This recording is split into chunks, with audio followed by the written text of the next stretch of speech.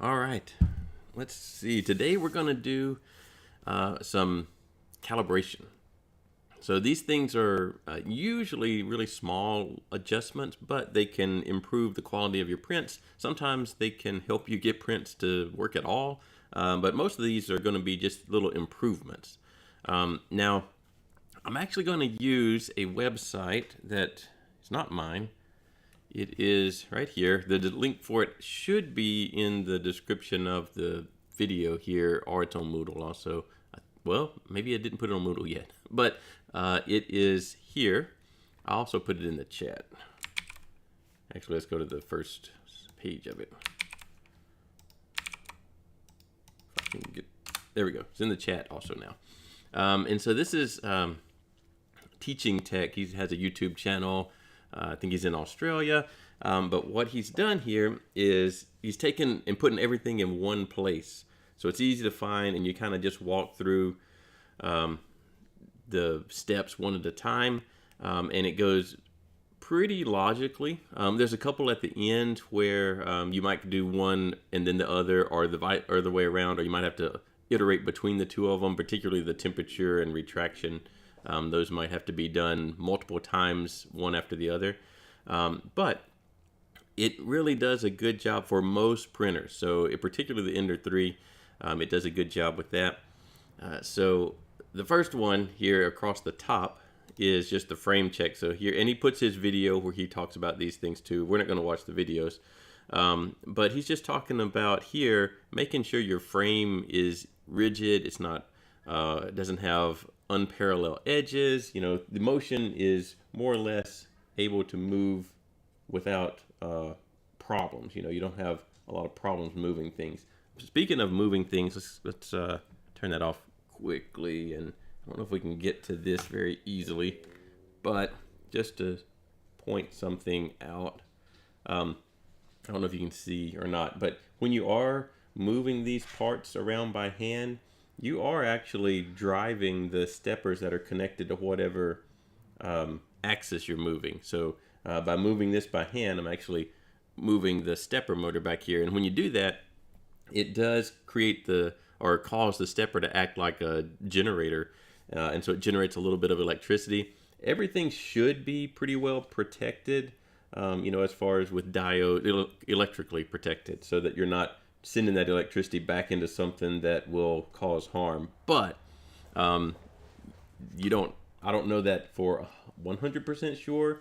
Older printers, that certainly was a problem. Newer ones, I think they're better protected and isolated from any kind of back EMF type stuff. But you can actually see, well, no, you can't see. I can see that doing this will cause the fan here to be energized enough to spin. So don't do a whole lot of moving back and forth, at least not quickly for extended periods of time by hand, just because it does create a little bit of current that is going to enter the system somewhere. So just be aware of that. All right, now back to our regularly planned stuff here. All right, we're over here. This one, again, it's just talking about the frame, making sure that everything does move relatively easily and you do have no constraints. Everything seems to be working more or less right. If something's not working correctly, then there are, he gives a couple of options here on things you might try to get your motion down, including lubricating the rails that things ride on, and things of that nature, setting the correct gap on the wheels, you know, the wheels here, the V-slot wheels. One thing you can do to kind of see if your wheels are set correctly is take, I'll see if I can see mine really quickly. Take something that will write on the wheels. I usually have a, here it is. Or no, that's not it. Here it is. I usually have something like this, so just a whiteout pen. And if you, let me get it working here, it's dried up for a while. Come on. Well, now it's going to be dried up for a second. But make a mark on the wheel itself, because you know the wheels are all, most of the wheels you're going to run into are black. So something like this, this and do it on all the wheels, and that way you can actually see if they're turning. Sometimes it's hard to tell if the wheel is turning or not, and that way you can actually see if they're all turning. That means they're all making contact with the rail that they're riding on, and so that's an easy way, particularly on these that move the axis up and down. Those are often hard to see what's going on there, and you may not ever get all 6 of the wheels that are riding up and down to have equal tension on them, but you should be able to get them all to where they will turn. All right, and remember, you adjust the well, I said tension, but it's really like compression. But you adjust that by at least one of the wheels on all of these. It has an eccentric nut that can make the wheel move in or out to the rail. All right, so you get that far. So I'm assuming everybody is that far. You've at least got things that move around. You could go on your control panel. Let's go ahead and turn ours on. And you can control the movement of all the axes, and it'll home. So assuming we're there, then he goes into what's called PID Autotune. So PID is proportional, integral, and derivative. So you might recognize some of those words. These are control system terms for how are you going to control. This is particularly related to the heating. So the heating of the nozzle and the heating of the bed. So how are you going to control the current going to the heater in the nozzle or the bed heater to make it hit its target? So you have a target maybe 200 degrees on the nozzle. And how are you going to control the current going to the little resistor inside that heater block to get it up to 200 degrees Celsius? And PID control is a better way to hit that target without too much overshoot and too much undershoot. You know, there's another control scheme called bang bang. So it's basically you turn it on until it gets to your target, and then bang, you turn it off, and then it'll gradually cool back down. It goes below some threshold, and bang, you turn it back on. And so it's kind of this sawtoothy type thing, and it has more over or undershoot in it.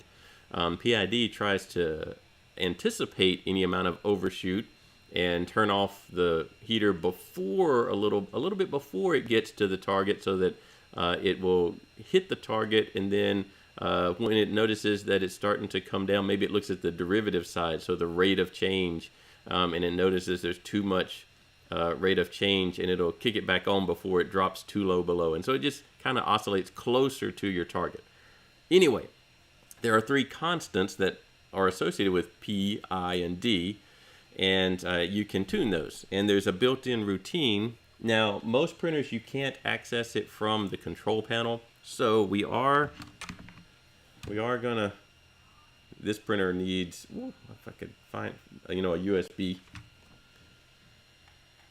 So plug that in. Now I've got power on here on the printer, and I've got it connected USB to the computer. Now you can actually not, well, for PID you do have to have the actual 12 volt power or 24 volt, whichever your system is. Because you need to heat up the nozzle, right? So if you only plug in the USB, the printer will look like it comes on, but it's really just the control board and the LCD panel that is on if you're only connected by USB. So you actually have to power on the printer, otherwise it won't heat up anything. So to do this, we need a way to communicate and send commands directly to the printer. And there's a lot of different ways you might do this. What we're going to use is one called Pronterface, which is part of Print Run. I also linked that in the description. And it is this little program. It's just a little standalone program. Or this is Pronterface, but again, the thing you actually download is Print Run 1.6. So it's a couple of years old now. But this is, let's see, I'll put this link in the chat also. And so you get Print Run 1.6.0 or some version of that. Or there are other programs. Octoprint can do this. Cura can kind of do this. It's just not as nice interface. Or the last time I used Cura to send G-code directly to the printer, it wasn't that handy. This is nicer. And so Print Run, inside Print Run is one called Pronterface. So let's go back to Pronterface, this one. So what you've got here is, now you've got some messages here from previous connections. I guess there's probably a way to clear that out that I don't know of. Over here, you've got a COM port. Actually, you've got several COM ports.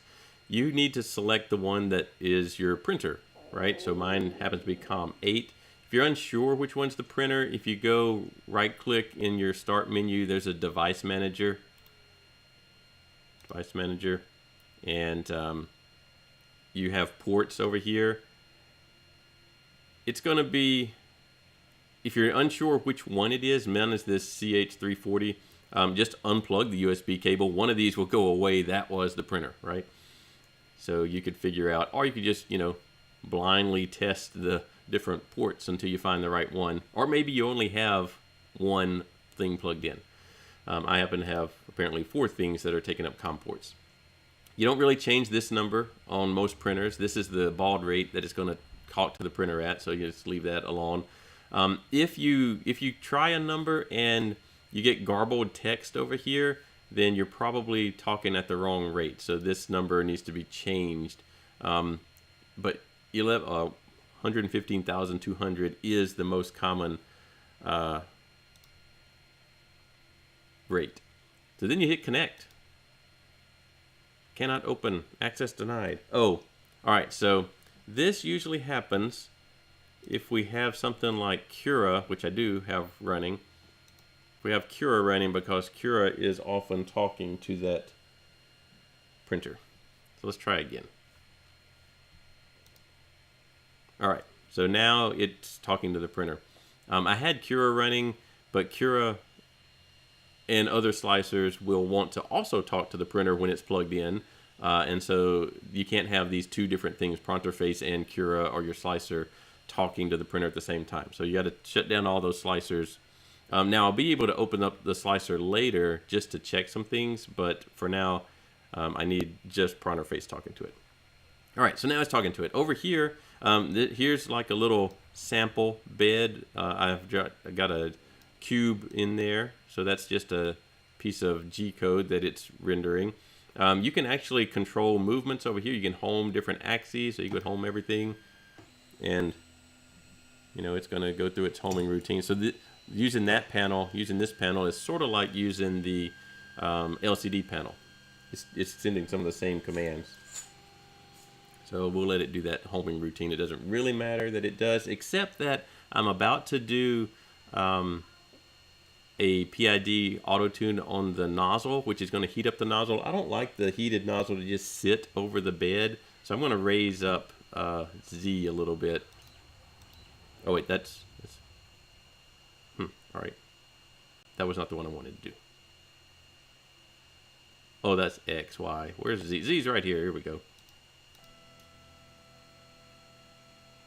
Going pretty slow, but I just don't want it sitting right on the bed. We'll let it go another one. All right, so I've got the nozzle above the bed. I do have filament in the nozzle, so not in the nozzle, but in the tube. There's filament in the hot end because I just printed something.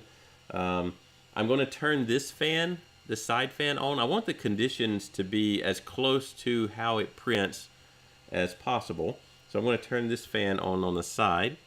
The command for turning the fan on, I got to remember that. Maybe he tells us that in our little outline here. Let's see.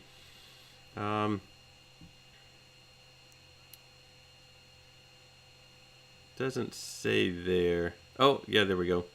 106. So M106, the S is we're going to send a signal, and 255, these are, I guess that's 0 to 255 are the ranges that you can input for how much do you want this fan to be on. So 0 is completely off, 112 is halfway on, 255 is fully on. So I'm going to send a M105 to turn, M106 to turn the layer cooling fan, this fan on the side, on, because I want to tune this for printing PLA, which means most of the time for PLA this fan is going to be on. And then I'm going to do S255. So let's go to Pronterface for that. And over here in the down here there's a send, I'm going to do M, so it's an M or a machine code in this G code. It was 106, I think. S is the signal we're going to send, 255. And I click, or I can hit enter. Yeah, I can hit enter. And then I can check over here. And this fan on the side came on. It was off before. I want it on because that could potentially affect the cooling of the nozzle. All right, to do the actual PID test. Now in his post, he says M303, which we're going to do. E0 is the extruder 0. Sometimes you have more than one extruder, so the first extruder is E0, the second one's E1, and so forth. S here, our signal we're going to send is a set point of 200 degrees Celsius, because that's what I'm typically going to print PLA at. I'm not going to do U1. That never seems to work on the Ender 3, so I'm going to do this a different way. I'm going to actually put C for the number of cycles I want to run. I'm going to just do a shorter one. A lot of times when I'm doing these, I'll do like 6 cycles, but I don't want to sit here watching the screen that long, so I'm going to do 3 cycles, C3. All right, so let's get it. I wonder if I can just copy this. Let's copy it. I don't know if I can or not. Let's try pasting in here. Oh, I can, except I don't want U1 because that's to help you save it, and it never seems to work for me, so I'm just going to save it manually. So C3. So PID Autotune start. I don't know if there's a way that I can make these larger. Let me see if there's some preferences. I don't really see much in the way of preferences. Well, so what it's doing is it has started the PID, and if we look at our little temperature map, you can see the blue line here is gradually creeping up closer to 200 degrees. 200 is kind of near the top over here. And so it's first going to heat up to 200. While it's doing that, we can talk through some of the other stuff, or if you have some questions, ask those. But what it's going to do is it's going to heat to the target, and then it's going to run some test while like shutting off the power and monitoring the temperature, and so it can try to figure out what the correct values for P, I, and D should be to do a good job of maintaining my temperature on the nozzle. This doesn't do the bed temperature. Normally you would even turn the bed on. I didn't do that, but there might be. We'll try to do a PID on the bed also. I don't know if the Ender 3 comes with that ability turned on. We're not going to do any firmware changes today, so we're not going to upload new firmware. We'll do that next time, hopefully. The Ender 3, the older Ender 3s in particular, not the version 2s, they're a little different, but the Ender 3, and I'm not even sure if the Pros fall into this category, they're a little bit difficult to upload firmware on, so we'll have to break out the Arduino and do a couple of things like that. Here you can see on our graph where it overshot a little bit, and it's undershooting now, and so it's going to do this heating and cooling cycle 3 times to get its values for PID. And then it will report the values to us. Although, there we go. Bring our window back up here. And again, normally I do 6 cycles just to, do it more often than just 3, get a little bit better data. Mine is actually already tuned. I've already tuned this one, so the numbers I get are probably pretty close to the numbers that are already in there. We'll check and see. They're always slightly different just because of different ambient temperatures and things like that. So if you ever move the printer to a drastically different location, you go from out in the air into a closet or a chamber or anything like that, or if you change something major about the parts that would be heated or the environment it's in, then you should do a new PID tune. It's not something I do, on a regular basis unless there is a change of some sort of made to the environment or the printer itself. So there you can see in our output window over here, it gave me what I think those might be my old value. No, those aren't the old values. Those are, I guess, the first set of values it ran through. And it's going to do that 2 more times.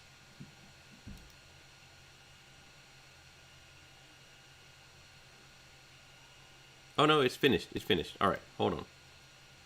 So here are the values it wants. 2601. My old value was 25.4, I think. I might as well show you how to change these too, because this doesn't actually change them. So 2601, I was 2.13, and D was 79.36. So those are what it thinks are the best values for P, I, and D. So you have to write them down. It's scrolling off the screen now. So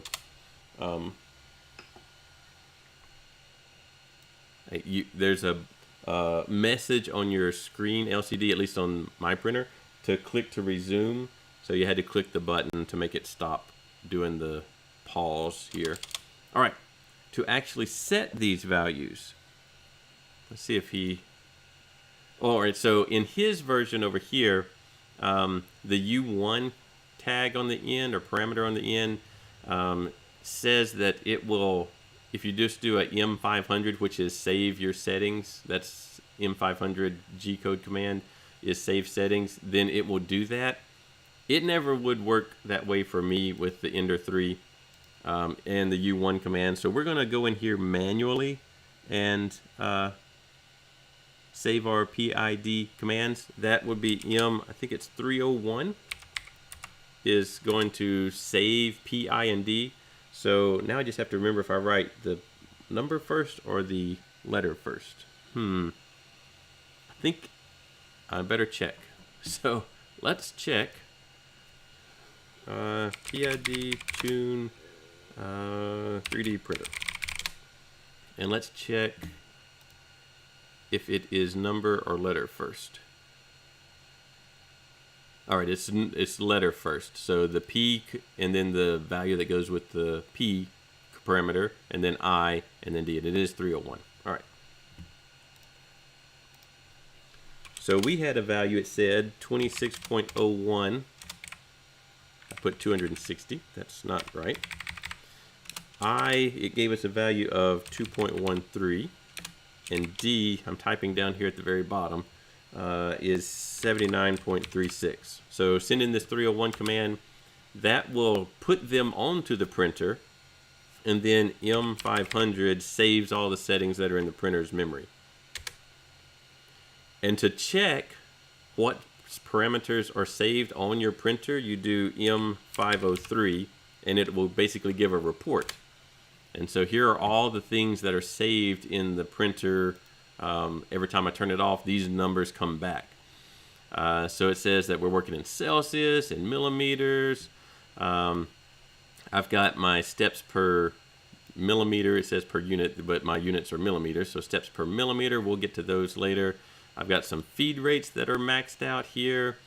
Some acceleration rates that are, these are the maximums I can do. So these numbers here, say that I change one of my speeds or feed rates or something in Cura, but I change it above one of my maximums here, then the firmware will say, no, I've been told that I can't go above this number. Now these numbers are really high for these feed rates, 500 millimeters per second. But if you ever are encountering a situation where you're telling something in the slicer and it just never happens in the printer, it might be that there's a firmware cap on that particular parameter. Let's see, where's our PID? Here they are, they're at the very bottom. So it says that 26, 2.13, and 79.36, those are the numbers we just put in. Those are what are stored in on the printer itself now. So we're tuned, at least the nozzle. Now let's see if we can do a bed tune. So he does give the same type of thing for the temperature for the bed. The extruder, it's not 0 or 1 or anything like that. It's actually -1 for the bed. We obviously don't want a 200-degree set point for the bed. So normally you're printing PLA with the bed at 50 or 60. So we'll do a set point of 60. And again, the U1 is probably not going to work for me, so I'll just do the cycles there again. So let's do the same thing and see if it's enabled. So I've already forgotten the command. 303. Yes, 303.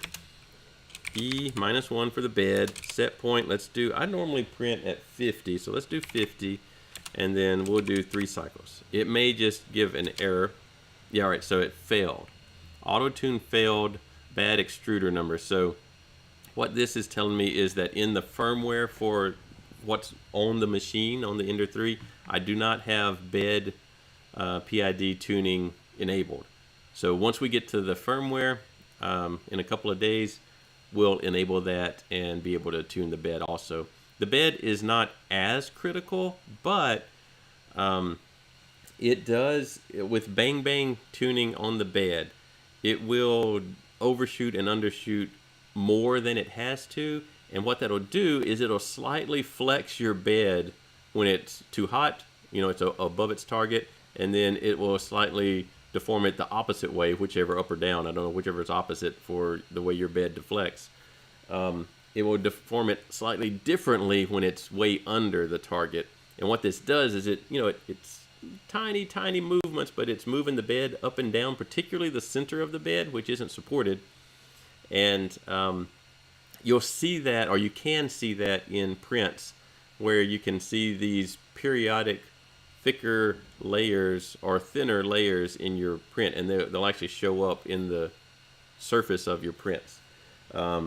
And so that's one thing that's hard to track down, that you're looking at the side of your print and you've got these uneven layers, or maybe they're even discolored a little bit because of the different thicknesses. Particularly if you're using a translucent-ish filament, it'll show up as these bands in the print and you can't track them down. It might be that the bed is not PID tuned, it is bang bang tuned, so it's just on and off tuned. Well, it's not even tuned, I guess, it's just on and off. So we can't change that right now, so we'll go move on to the next thing. We've tuned our PID values. Then he goes into, well, you can't do anything until you can get a good first layer down, which is, that I agree with that. Get the heating under control the best you can first, and then work on printing the first layer. So here is one of his G-code generators. He talks a lot about auto bed leveling and that sort of thing. We'll actually do some auto bed leveling later. Talks about some Z offset, all of this kind of stuff. We're assuming we don't have any of that. So we're just going to go in here and actually use his generator to create a pattern for us to print, and then we'll use that pattern visually to raise and lower the bed. So assuming you're running a regular Ender 3, or even a Pro, or something like that, you leave most of these off. So MMU would be a multi-material thing. Turn the power supply. So these shouldn't be things you ever have to check on the Ender 3.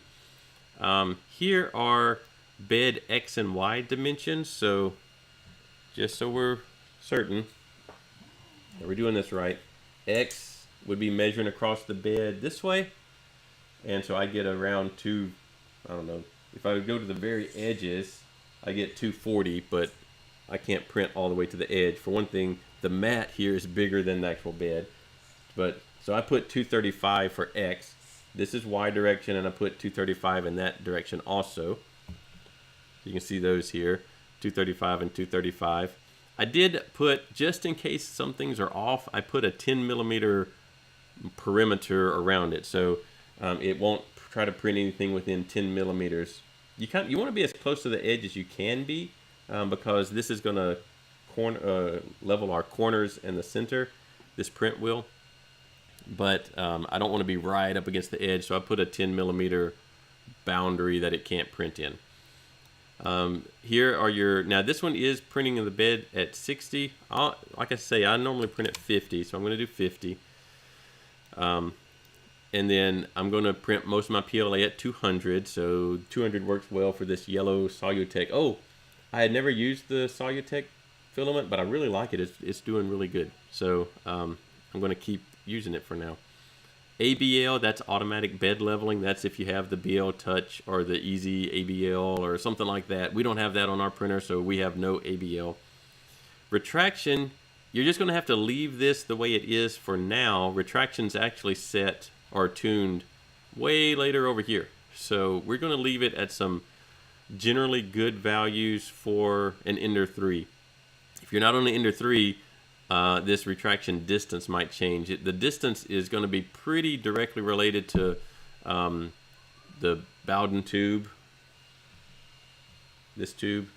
A really long tube here is going to need more distance. No tube, you know, it's a direct drive, you're going to need a very short retraction distance. Ender 3, a good starting point is around 5 or 6, something like that. So I'm just going to leave it at 5, and this print doesn't really depend on retraction anyway. So now we will download the G-code. So it generated some G-code down here. First layer, I've already done it once, so first layer 1 G-code. Yours will just say first layer.G-code. I can take that G-code and drop it straight onto Pronterface. Except I can't get to there. I got to move my windows around. All right, let's move this and get this. I'm going to drop it. Oh, well, no, I can't. I can't drop it on this one. I can drop it in Cura. I have to load it here. So load file, downloads, first layer. All right, there we go. And you can see it's going to print these little patterns, one in each corner and one in the center. As long as my USB cable is still connected to the printer, I can send this. This is G-code. It's not an STL file, so it's the actual code that needs to be sent to the printer. So I'm going to just send it to the printer this way. And we'll look at our printer. It's just kind of hanging out over here. Got to get my windows back out of the way. It's covering everything up. And what it's going to do, well, it's heating up right now. Heating up the bed, and then it'll heat up the nozzle, then it'll home, and then it'll print those patterns. And what I'm looking for is a nice even pattern. So here's one I printed already that's mostly right. Here are some bad ones. So see how it's not stuck together at all? All the little individual pieces are not adhered to one another. That means the nozzle is too far away from the bed. You got to raise the bed up or lower the nozzle down. You got to reduce the gap between the nozzle and the bed. I don't know if I have any. This one is maybe I didn't get any that were really too close. Maybe I should have made one. But here's one that's almost too close. So it's really transparent, and there's a pretty pronounced texture on the top of it. So it's trying to put too much filament in too thin of a gap, and it's bunching up on top of itself, and it's making it really thin. That means there's not enough gap between the nozzle and the bed. I didn't get any really. You can get it to the point to where it won't even print, right? There's just no gap between the nozzle and the bed. But so you read these to go in. It doesn't take very long to print. It takes maybe 10 minutes to print or something like that. I think I will let this one print so that we can see what it does. But we probably will have to, let it print in the background and head on to a couple of other things, or at least talk about the next things. Mine should be pretty level. I haven't changed anything. It does have the removable bed. The removable beds help maintain level because you're not out there with a big thing scraping on the bed and messing with its level. If you have a removable thing. All right. So while it's doing its thing, let's look at some of these next ones and go ahead and set them up. The baseline print, all this is same parameters. Now, his website actually carries your parameters that you put on the first ones over to all the others. So it still has my 235, my 50, and my 200. I am printing in PLA, so I want the fan on, not the first layer. The first layer of the fan is off to get it to stick to the bed well. And then after the first layer, the fan comes on 100% to cool the PLA. Again, I still don't have an ABL. I'm not changing my retraction settings. So what this does is it prints, and I'm not going to print this one, it prints a little cube cube like this, X, Y, and Z calibration cube. And you can see on mine, can you see on mine? I don't know. Where can I put it that we can actually see? Maybe yellow is not the best color. Let's see if we can see in there. Well, it's hard to tell. It's hard to pick up. There you can kind of see there's gaps between the walls and between the Z. And if you look really close, the top surface is not filled in very well. We're back to our printer. So what this does or means is that my printer is probably under extruding. It's not spitting out enough plastic. And what this baseline does is that it prints it. It takes, I think it was maybe in the 30-minute range to print, 20-minute, 30-minute range. I don't really remember. I'm going to get this off of here. That first, it does the bed level test doesn't have a ooze prime line, so that first lap around the first pad always ends up a little messy. I usually take it off. It's not part of the test anyway. It's just kind of giving you a chance. One thing you can do, I always read these afterwards, but if you want to read it while it's printing, you can tune, let's see if we can get to it, to where you can see this. All right, you can tune your speed here. Actually, I think on the main screen, this one's not set up that way, never mind. So you can tune your speed way down, 10-20%, and it'll slow all your feed rates down, and you can actually watch as it's printing and adjust while it's printing. A lot of times that's good to do with the skirt of a print, is just turn the feed rate way down 20% or something on that skirt so you can really get the bed level tuned for that particular print as it's happening. And then turn the feed rate back up, or else it'll take forever to print. So back to my little calibration cube. I have some gaps here that tell me it's under extruding. I could also measure it. I think this one is supposed to be a 20-millimeter cube. Let's see if it says in our writing over here. Well, it shows the one that it's customized from. So I'm looking over here. It's customized from this thing, which is, well, it doesn't tell me what it's supposed to be here.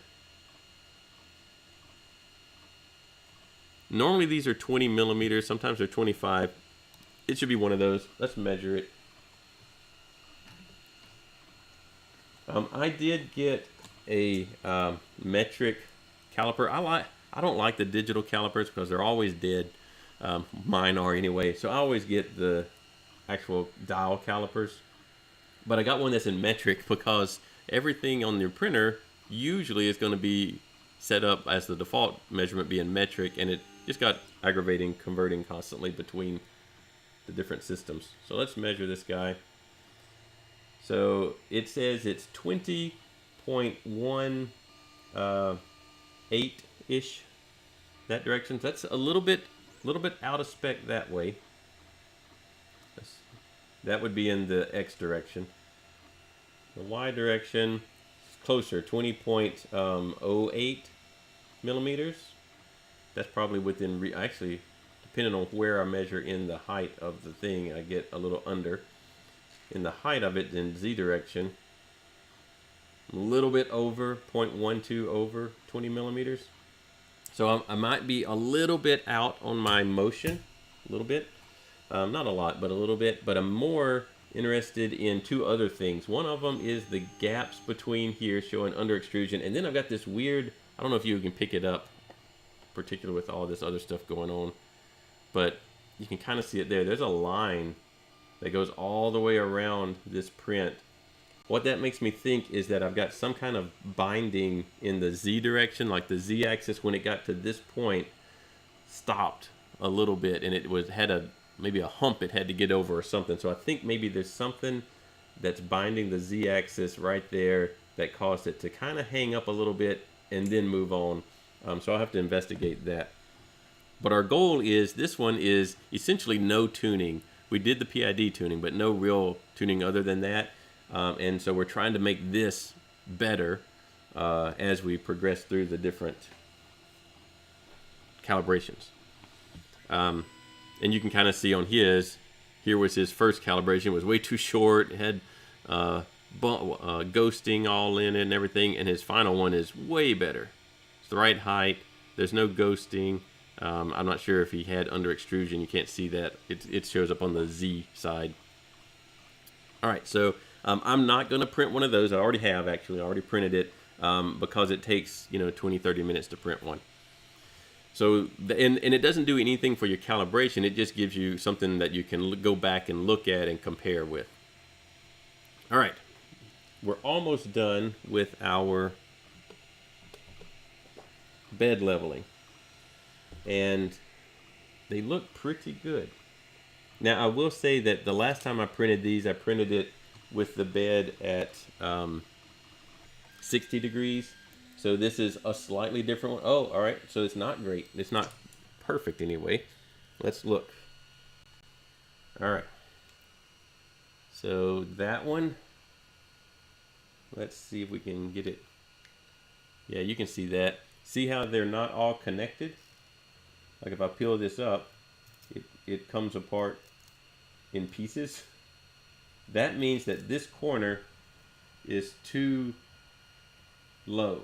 There's too big of a gap between the nozzle and the bed here. So I need to turn the knob back here to raise that one up. So let me visualize which way I want to go. This way a little bit. Technically I should go print it again. I'm not going to do that while we're sitting here. These others, they look okay. They might be a little bit close. That one looks okay. It doesn't feel really raggedy. It does have a tiny little, maybe there's a, I bet what this is the hole where the, no, I can't feel it there. There is a screw that comes up under there, but I don't know, there's just a little bit of under extrusion at that little spot. Actually, all the corners are that way.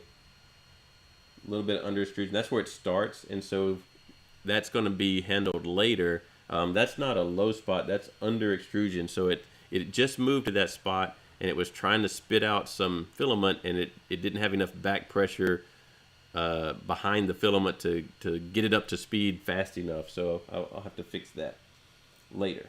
But these look pretty good. This one's a little bit big of a gap. It's not melting these together. It's not horrible, but it's not as good as it could be. So you can spend way too much time turning these little knobs back and forth. I would not do too much. As long as you're getting a good first layer that is not floating above the bed and is doing a decent job of sticking to the bed, then you'll be okay. Obviously, if you're way too close, then you're going to have problems, a couple of problems. One of them is that you get to the point that it's so close that it can't even extrude filament. The other is that if you squish the first few layers too much, then they expand horizontally, right? So they're not tall enough, so they expand horizontally, and then the parts that you print have the bottoms of the parts are too wide. So particularly if you have a part you're trying to fit with something else, the bottom of it's going to be too wide. That's called elephant's foot, because it kind of looks like a elephant's foot if you squish it too much. All right, let's go back to our stuff here. So that's your baseline print and your bed level. Now you have at least got it set up to where you should be able to print things. All right. Extruder Esteps Calibration. So what this is back over here. If we do our M503 command, I have some, let's see, steps per unit right here. These are the steps. So you have stepper motors. All the motors, we'll talk about them more later, but all the motors here are called stepper motors on your printer. And they take discrete little steps. They're not really like a regular DC motor you've seen before that just spins. They take discrete steps. And currently, our stepper for the extruder, the E, you have a X, Y, and Z, and a E. So the E has 93 steps per millimeter. Let's see. Would you recommend this bed leveling technique over using a piece of paper? You know, most of the time I actually use the paper just because I've been doing it a really long time and I know what it feels like. But until you know what the paper should feel like, the paper's it's tough to do. So this one is easier if you don't know what you're feeling for with the paper, because you can look at it. You can actually see a print, and it's not terribly long, 10 minutes. So if you don't know what you're looking for with the paper, then do this one. But once you figure out what you're looking for with the paper's way faster. So you don't even have to have you know, it can be 2 minutes and you're done, or less with the paper. But until you know what you're feeling for, then the paper's a little bit, you're not sure. Some people, every now and then, I get a set of feeler gauges. There's some back on the wall. I guess I might could find them quick enough. I don't see them right now. But they come in certain increments, and you can get the exact increment of gap. You know, you can set your gap to an exact number at that point. If you have a set of feeler gauges and set it that way. But again, they rely on feeling what it's supposed to, the drag between the nozzle and the bed is supposed to feel like. So until you have a good feel for it, I would do the print.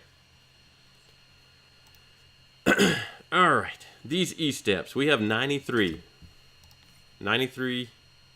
steps per millimeter set as our baseline on our extruder. I don't even know where our camera is at pointing anymore. Here it is. Our test specimen here said that we are under extruding probably. So we're going to set, or at least measure, our E-steps. All right, let's back up. Go here. So to do this, the way I'm going to do it, one thing that I even forget a lot of times is that most printers are not going to allow you to extrude any filament if the nozzle's not hot. So you got to heat up the nozzle to whatever its minimum temperature is, 100 and something degrees Celsius. So mine's at 30 right now. So let's heat our nozzle up. So I'm just going to prepare, preheat PLA. I only really need the nozzle. So the end is what it calls here. And I'm going to preheat it to, it's going to go to 185. So now it'll let me extrude filament. I don't actually want to extrude it out of the nozzle though. So I'm going to unscrew this. Let's see. There we go. And I'm actually going to, let's see if you can get to where you can see what I'm doing back here. Find a good spot. There we go. All right, I'm going to actually cut this filament off right here. Once it gets up to temperature, oh, it already is. I'm going to pull this out, and we'll reload it in a minute. So I've cut it off flush right here. And now I'll be able to measure, I'll be able to tell it, hey, extrude me 50 millimeters of filament. It'll spit it out here, and I'll measure that and see if it's actually 50 millimeters. So let's look at our web page here again. You could do this one without Pronterface. I'm going to use Pronterface since I have it open and still connected. You could do this with just the LCD screen. All right, so we got to look at our command for. All right, here we go. G91. So that's going to put it in a relative movement mode versus absolute. So let's give it that command. I'm just over here typing G91. All right. Nothing happened as far as that we can tell, but inside, now it knows to, inside the printer, it knows to interpret movement commands as relative instead of go to a specific location. All right, now he shows a different way to do it, where he's measuring. I'm just going to measure the output. He's got a different printer. This is a Prusa printer, and it's more difficult to take apart because the it's a direct drive printer. But with the Bowden tube, you just take the tube off and measure, measure how much it spits out. So here we've got G1, E100, so E is the extruder, we're going to do 100 millimeters, and F50 is how fast we're going to do it, 50 millimeters per minute. So G1 is a go command. We want our extruder to be the thing going for 100 millimeters at a rate of 50 millimeters per minute. Alright, so I'm going to hit enter, but I'm going to go over here. And there it comes.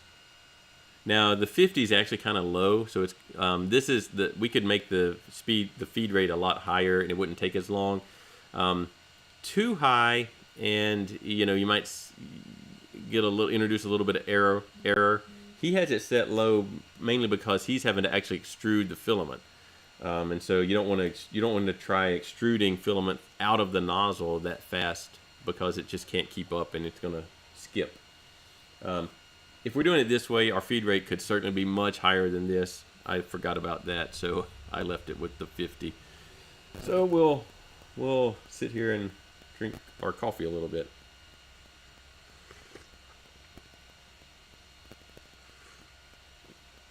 While it is protruding, maybe we'll answer a question over here.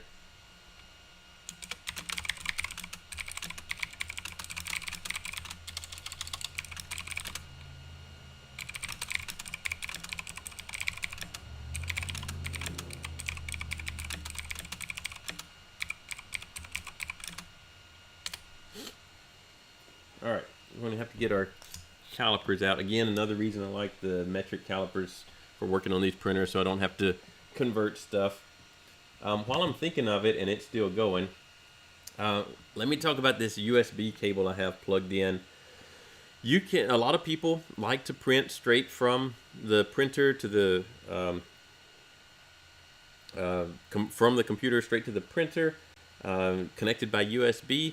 And that's fine, you don't have to deal with the SD cards and all that kind of stuff. There is one potential problem. Not all USB cables are made the same quality.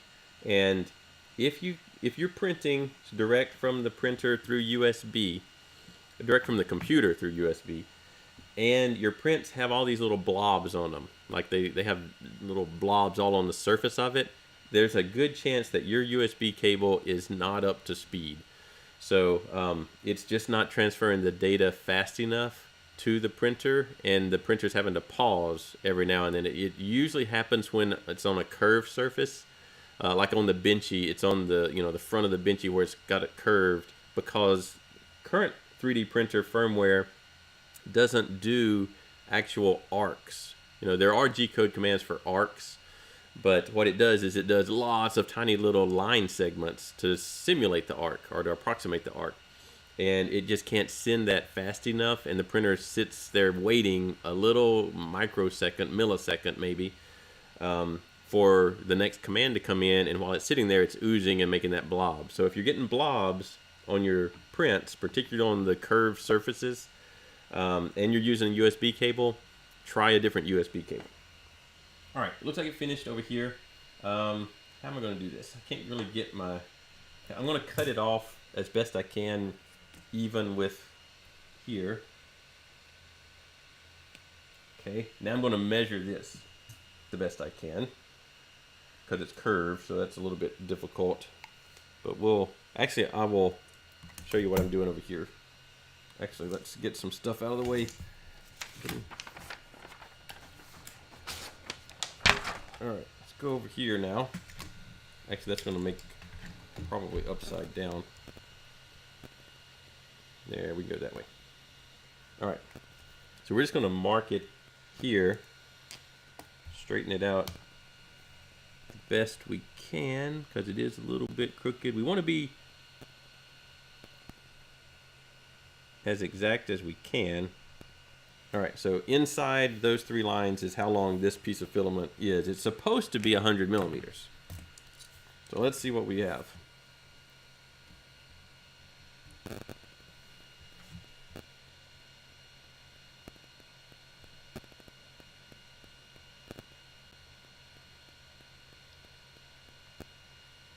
Alright, and as we suspected, I don't have 100. Remember, we saw this guy with the gaps in it, which made me think that it was not putting out enough filament. And when I asked for 100, it gave me 97, or 90, yeah, 97.6, something like that.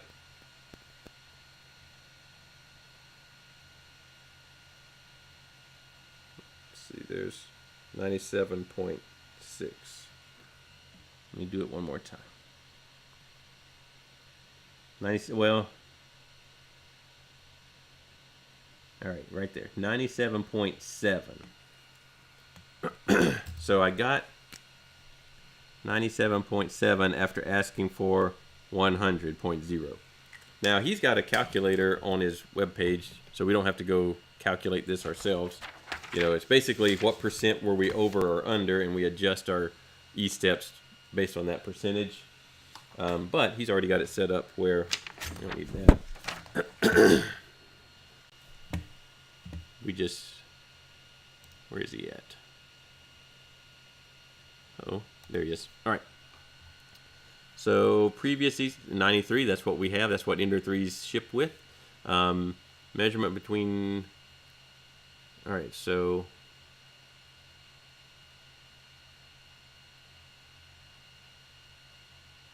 oh, we have to, oh, well, all right. So his way of doing it is a little bit different. We can't put the exact same thing because he's measuring a gap. Let's see. The way he did it, there should be a 20 millimeter mark. So we, for our test, were how much under? 2.3 under. So that would make this mark be 22.3. Okay, good. It even tells us 97.7. We should have 95.9. So he gives us the command here for setting the E-steps. So we'll just copy that, take it over to Pronterface, send it over. We will store it with M500, and then we'll check that it was stored with M503. And there it is in our new E-steps at 95.19, where it was 93 before. So now I should, in all of these you probably need to do once and then do again, you know, to check that another thing you changed didn't change a previous one. So they're all kind of iterative. But we'll go with this for now. I've got to reload my filament because remember I took it all out of the nozzle. See where we're at on, oh yeah, we still can do probably one more. All right, loading filament.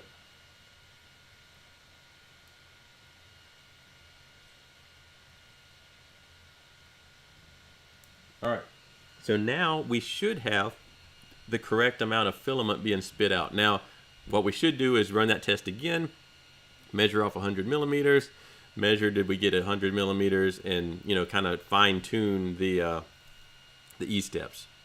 I'll go back off camera and do that iterative process. What does he have next here? All right, so now we're in the slicer. So there is a extrusion multiplier. Cura, or he's telling us right here, Cura calls this same thing flow. So depending on what slicer you're in, it's going to be called a different thing, but it's the flow rate, flow, extrusion multiplier. It is how much more or less filament should you spit out from the slicer side of things to create this print. So how he's going to do this is he's going to print a box, you know, a single wall open box, and we're going to expect this wall thickness to be the same thickness as a single wall would be, which is the width of our nozzle. So for our Ender 3, the default wall or the default nozzle diameter is 0.4 millimeters. So we would expect a 0.4 millimeter thick wall to be built by our nozzle if we made one single perimeter. So he gives us a file. I guess I'd already, I've closed Cura. It's going to take us a while to open Cura again. Should have been doing that already. I didn't think about it. We will close down Pronterface for now. This is probably the last one we can do before time runs out today. We'll see.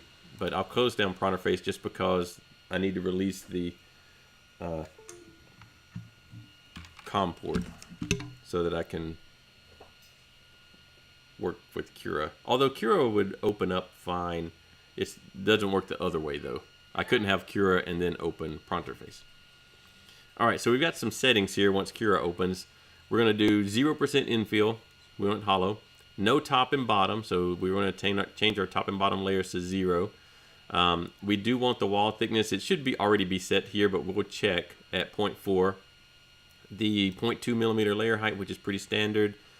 We want one wall, which these two are related, right? The wall thickness and the wall line count are related. And we're going to start with 100% flow. So what's our default 100%? And we're going to do it in vase mode, which in Cura is called spiralized outer contour. All right. Configuration errors, we don't need to worry with that. There's our cube. I just dropped it into Cura. All right, so we're at 0.2 millimeters, that's right. We want a single wall. And we want 0 top layers. And we want 0 bottom layers. And anything else? And flow, we'll have to look up flow.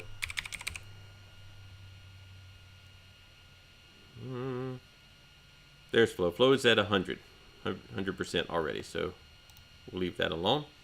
And we'll slice it and see. We'll preview it to make sure we've got the right thing. Oh no, I didn't change my infill. Always preview. All right, infill 0%. Now let's slice it and see if we've got the right thing. There we go. We've got just one. Oh, and we want to spiralize the outer contours, which I think I already have. Yep. All right, there we go. Now it says it's going to take 23 minutes, so we probably won't be able to finish this one. This one I could send over the USB, but I've already unplugged the USB, so we'll use the SD card, which I don't see our adapter for. Here it is.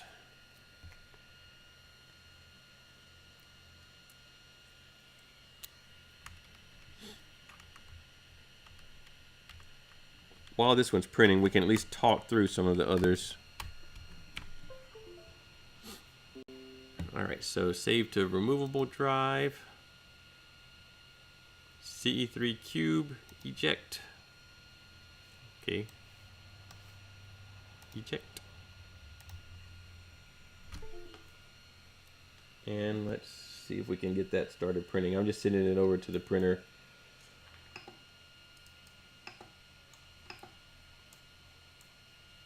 Alright, we'll let that go. I haven't been cleaning the bed between all of these, but I think I haven't touched it really, so it should be okay. We'll let it go for a while. Alright, so this one, what our goal is that we'll be able to go in and measure these wall thicknesses to see if they are actually 0.4 millimeters like we wanted them to be. And if they're not, then he's got, you know, you basically average, maybe take 8 measurements, 2 at each side, or maybe, you know, some number of them. You should measure each side multiple times, average them together, and get that average flow rate or average wall thickness, and then it will calculate a new flow rate for you.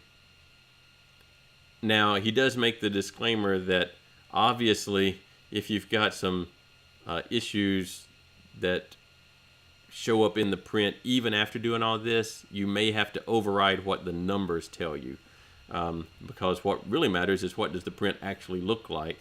And so you can theoretically do a lot of these things, but they're all connected together. Printing temperature is going to affect flow rate. Flow rate is going to affect how much extrusion comes out.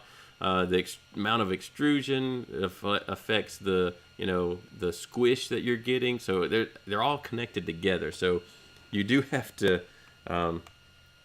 trust what you actually see happening. Also, these are just meant as a way, since most of you don't have prior experience with 3D printers, these are a way to get you in the ballpark of what should be right for your printer. Let's see. Stepper motor driver current. I'll talk about this one, but I'm not going to do it today. This one, so these stepper motors, they are DC motors. They're just not the continuous rotation DC motors. They take discrete steps. But on the board, let's see if he has a picture. Doesn't really have a picture of them. On the board for the Ender 3, there are modules that look like this. These Ender 3s don't have socketed ones, so you can't plug them in. They're just mounted directly on the surface of the board. But near these little modules is a tiny potentiometer that you can adjust, and adjusting that potentiometer changes the power that the reference power that is used by these stepper drivers to actually move the motors. This one is something that you really shouldn't need to do unless you know you have a problem. So if you're if you touch the stepper motors while it's operating and one of them is just blazing hot, you can't touch it, then it's getting too much power. It's binding up. Something's wrong with that power to that motor. Either the motor is binding up and not being able to move, or you're just sending it too much power. And that's when you need to go adjust one of the stepper motors. If somehow everything is free, it's not binding, and your axis isn't moving, or maybe you're constantly under extruding no matter what flow you put in, maybe it's getting too little power and you need to go adjust that. I'm going to say don't make this change early on. Make this only if you're pretty sure there's an actual problem. So I'm going to skip that one for sure. Also, you have to take the machine apart, get to the board, and get in there and actually adjust things, get a multimeter and measure things and adjust things. It's not something you want to do unless you really have to. I have not done his retraction tuning test, but I think it's more sophisticated than the one I gave you with just the 4 spikes. It basically has 2 columns that you're going to have stringing between, and you can set you can set any of these variables differently for each of these sections of the column. And so you can print one print with multiple retraction speeds and distances in that one print.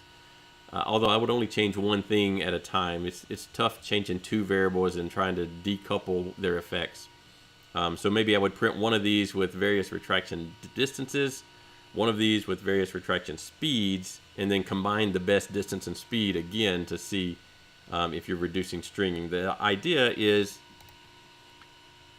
to reduce the amount of strings that are showing up between the 2 columns, while keeping your retraction distance as short as possible and your speed as slow as possible.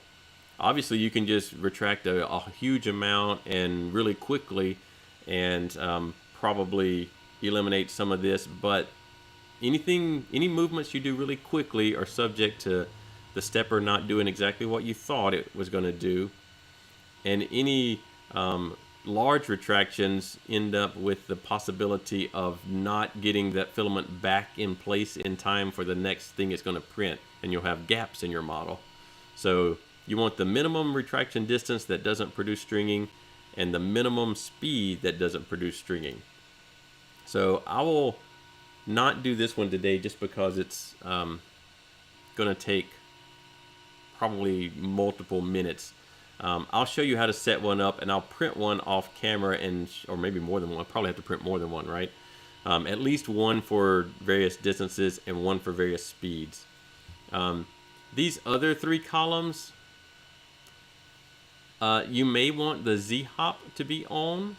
I am going to try without Z-hop because it just adds extra movement. The prime speed is probably going to be pretty much the same as the retraction speed, so that's how fast does it send it back into the nozzle. This extra restart distance, I think we're going to take care of that later when we do linear advance. So I would leave it at 0, but if you don't want to do linear advance, we'll have to do that. That's something more advanced for later. And you're getting little holes in your model every time it tries to start again, kind of like we did on our little test. These little things, you know, the corners were a little shabby. Then you can put a tiny amount of extra restart, so a little extra filament to get it coming out of the nozzle after a retraction. I'm going to leave those at 0 to start with, though. And I'll print those off camera, and we'll come back and look at them. And I'll set one up. I'll show you how to set one up and what it looks like next time. Temperature tuning. This is the temperature tower. This is a slightly different version of the temperature tower, but you could use this. You have an assignment to create a temperature tower. You could use this one, program your different temperatures in. It only has 5 layers. Well, 6 if you count the first layer. The main thing that you're looking for here is this little bridge between the 2 columns needs to not droop, and then this overhang here needs to be formed. Is another thing you're looking for. Mainly you're looking for the droop.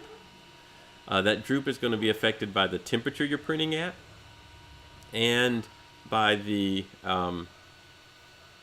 amount of cooling that your printer is able to produce, particularly for PLA.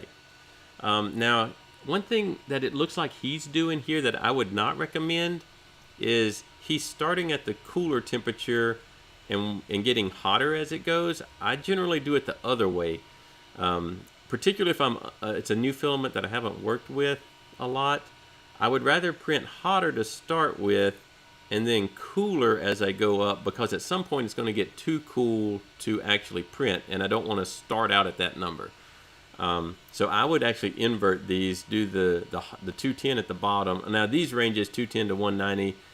You're probably not even going to see any real difference in those numbers for PLA because they're so close to the correct zone for most PLA anyway. But this is a good practice when you have a new type of filament that you're working with to find its best temperature, or a new brand of filament even. Even the color of filament, the additives that make the different colors will change the printing temperature that's needed.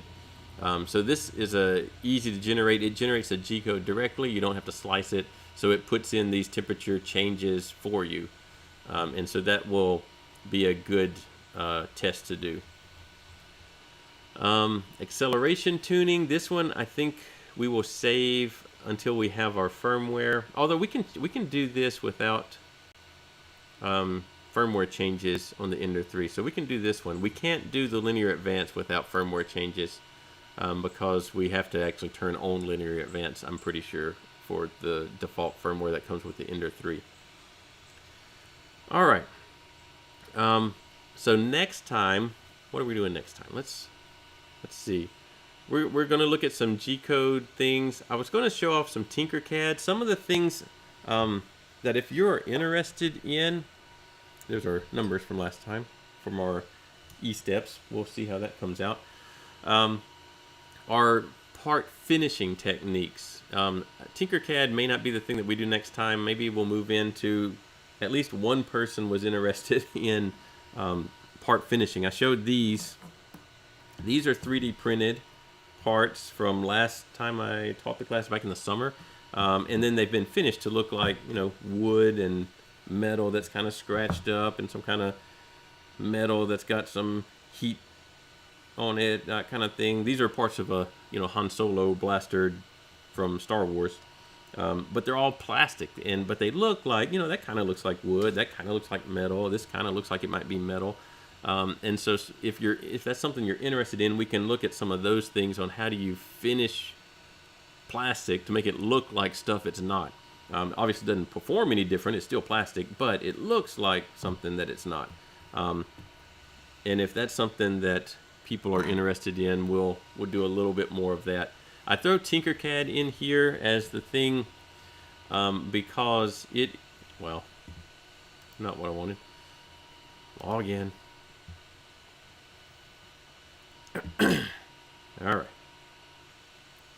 I throw Tinkercad in because it's going to be available to you.